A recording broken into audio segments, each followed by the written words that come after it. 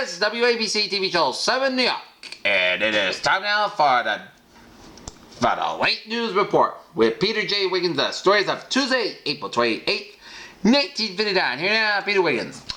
Good evening, everybody. I'm Peter Wiggins, and here's what's happening on this Tuesday night. In an attempt to soften the effect of increased taxes on restaurant meals was abandoned by the City Council that voted unanimously for the tax proposal. The rise from 3 to 5% on checks of $1 more will take effect on June the 1st. A City Hall ceremony transformed J. Clarence Davies Jr. from the Director of the Bureau of Real Estate to Commissioner of the Department of Real Estate. The what's scheduled with the Bureau will be covered by the agency via Board of Estimate to the Auburn Mayor's office on Friday. Governor Rockefeller leaving his Manhattan Department House told questioners that the state was ready and anxious to deal with out-of-state commuters subject to New York income tax. The massive size and tall flagpoles that give public housing projects an institutional look were ridiculed by a federal housing official who favored small buildings scattered throughout the neighborhoods. In world news, Secretary of State Herter reached Paris yesterday by a 35-minute talk with President Nagal. It was announced that the talks of the four Western foreign ministers would take 2 more days than originally planned. The extra time it was assumed was made necessary by statement to, for instance, among them there was a possibility that they might find it necessary to meet again. On the eve of the talks with Soviet Foreign Minister Gorbachev, next month, Foreign Minister Couve de Bourville of France told the National Assembly more, especially than before, that France shared the West German reservations about Britain's program for negotiating the Berlin issue. West Germany will instead pat on the opposition to Britain's ideas for a zone of Central Europe in which arms and forces will be sent out, as well as the American proposal for an all-German council as a step toward reunification. That decision by the Chancellor editor asserted a different perception. In Warsaw, meanwhile, the top diplomatic of the communist world will decided on adopt and publicize a moderate political tone to encourage flexibility on the part of the West. The Archbishop of Canterbury told a convocation that priests had no statutory right to refuse to enter and judge on matters heard in confession. The United States and 19 other American republics promised to help to Panama and put it down in rebellion. The Senate voted to override President Eisenhower's veto to a bill to strip Agriculture Secretary Benson of his authority over rural electrification loans only a day after the president had opposed it.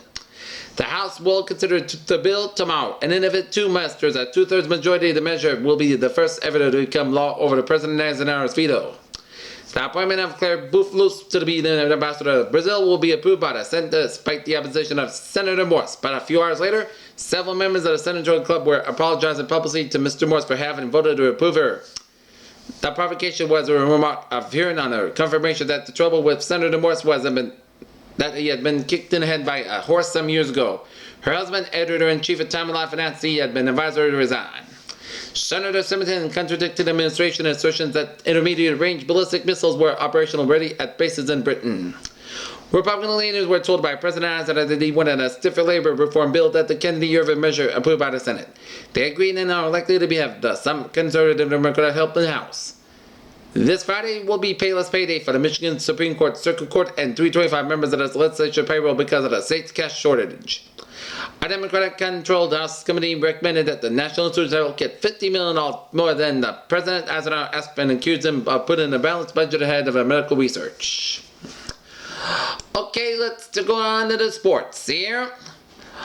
Almost all of the league's games this evening were right down to the rain. But there was one game going on that was down in Kansas City where Russ Kemmerer gained his 3rd victory in the season as the Washington Senators defeated the Kansas City Athletics. Tonight, 8-3, it was the 3rd triumph in a row for the Senators. The right-hander was never in serious trouble as he scattered 8 hits. His teammates scored 3 runs in the first inning off the Kansas City starter Ray Hebert and led at the game. Ron Sanford hit his first homer of the season for Washington for the 6th with a mate on the base. Roger Maris spelled a home run for the Kansas City in the 9th. It was the only game played on the schedule because all the games, including the New York Yankees game against the Chicago White Sox, got rained out as scoring for Baltimore and Detroit, Boston and Cleveland, Chicago, Milwaukee, San Francisco, Philadelphia, and St. Louis and Cincinnati. Tomorrow night, the Yankees and the Chicago White Sox will square off Comiskey Field with Turley on the mound for the Yankees, while Moore on the mound for the White Sox here. In Chicago, have the Yankees at it? Is there still sort of an extension of last year's second half slump? These and similar questions were being heard as the Bombers today prepared to plunge into the first swing around the Western Opening American League. Unfortunately, immediate testimony on the subject was not forthcoming for heavy morning rains forced the White Sox management call off tonight's opener of the two-game series with the Yanks. Needless to say, this was done without incident, and a brisk event sale and indicated a crowd of at least 30,000. However, it remains two-game series after tomorrow's regular scheduled afternoon game. The Yankees will remain here Thursday as an open day and play the Sox Thursday night. The game will be televised on New York over the station WPIX Channel 11. In Chicago, manager Al Lopez, 10 Chicago White Sox players, the trainer and the coach were sick with a virus flu tonight. The players will have fielders John Carlson, two pitchers Dick Donovan and Jerry Staley, and four infielders Billy Goodman and Bubba Phillips and Earl Torkelson, and Ron Jackson and two catchers and John Romano and Earl Bailey and pitcher Don Miller. Also were hidden availing were trainer Ed Furtich and coach Don Gettridge. Carlson was in hospital and Lopez hoped the others will be able to show up against the Yankees tomorrow. Okay, for sports news, first London and open review win at Louisville. Jeff's 91 scores in feature at Jamaica. So Long's led his victory in the pace at Yonkers. Bandit of Calcutta's party started open in U.S. Open today. Germany beats Tom Anderson in English tennis. Run Hill Creek Montclair win in women's golf, and Pasadena in London finish heavy work for about as. In Indianapolis, Floyd Patterson drops his sparring partner Ike Thomas to the mat during training session this afternoon in Indianapolis, as Patterson will defend his World Heavyweight Champion against Brian London in the Midwest City on Friday. As Floyd Patterson, the champion, and Brian London of Blackpool, England. The challenger finished training today as the two fighters will meet in the World Heavyweight Boxing title in the Fairgrounds Coliseum on Friday night. Patterson wound up his heavy work with a 3-round 2 against Ike Thomas of New York and the other against Julio Medeiros of Cuba. The workout brought 2 in a number of rounds of the champion and sparred in the preparation for his fourth title defense. St. Louis, Marvin Gibson, who was playing in the bullpen plans of the St. Louis Cardinals, was placed on the disabled list today because of an alien back. The 42-year-old pitcher, obtained by the Cardinals in a trade with San Francisco Giants, did not get in the game this season. He has pitched well in exhibition games, but was beset by back troubles at the start of the season. The Cardinals called him 25-year-old left-hander pitcher Billy Smith from the Omaha Farm AAA American Association. In Washington, Eddie Urlatz, who was quit as a head football coach at the United States Naval Academy, has turned down an offer to be an assistant to Coach Mike Nix of the Washington Redskins in the NFL was earned today.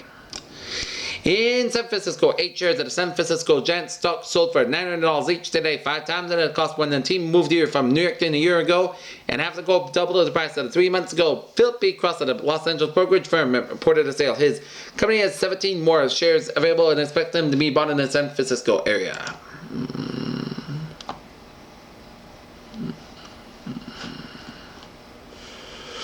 In Rotterdam, the Manchester United soccer team beat a Dutch First Division team Feyenoord 5-3 tonight. The score is tied at 2-2 apiece. In Los Angeles, the National Collegiate Athletic Association refused today to modify penalties imposed against the University of Southern California for athletic recruiting violations. Last January, the NCAA put the school on probation for 2 years and included all Southern California teams ineligible for the NCAA championships for 1 year. College baseball. Harvard defeated Boston College at Cambridge, Massachusetts 6-1. Dartmouth defeated St. Michael's 5-1, and Amherst defeating Yale 14-6. I'll have the weather after a word from our sponsors here. Special anniversary service May 4th to 8th on United Airlines non-stop Chicago Executive. Celebrate 6 years. There will be an anniversary party on every executive flight from May 4th to May 8th. You'll enjoy magnificent extra pleasures in addition to the usual magnificent red carpet service. And of course, the extra care has always been a part of executive service. So if you're going to Chicago, we suggest you join the party in an only men only flight. The executive. For reservation information, call Murray Hill at 27300 or your travel agent. Executive non-stop now on DC-7 leaves 5 p.m. daily. Red carpet service owned by and used by United Airlines Corporation. And it's United Airlines, the extra care line here. And coming soon, United Airlines DC-8 jet mainliner built by Douglas. WABC TV shows in New York presents Water with Wiggins with Peter J. Wiggins. Brought to you by United Airlines, the extra care line. Here now, Peter Wiggins. Good evening, everybody, on this Tuesday night, April 28th, 1959, here in New York City on a Tuesday night.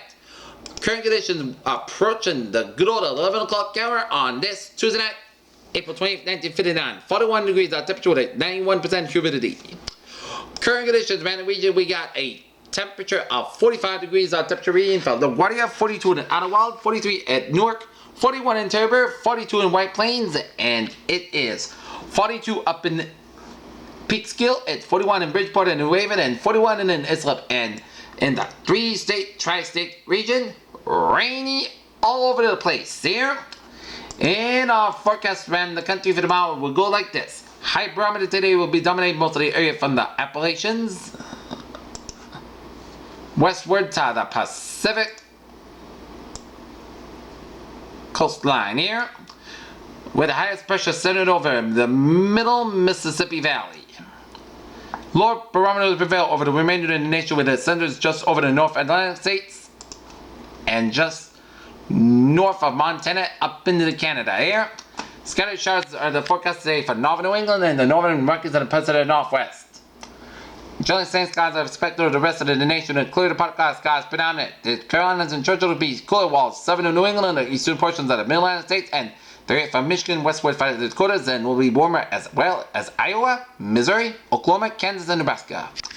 Okay, let's take a look at our forecast. Go like this. For New York City, Long Island, and northern New Jersey, and Rockland and Westchester counties will go like this.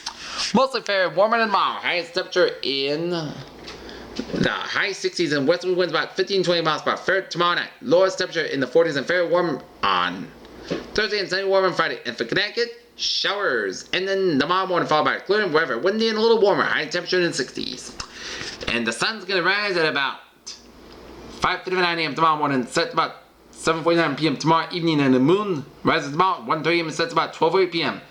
First quarter moon, May 15th. New moon, May 7th. Well, 29th last quarter moon, and then full moon, May 22nd.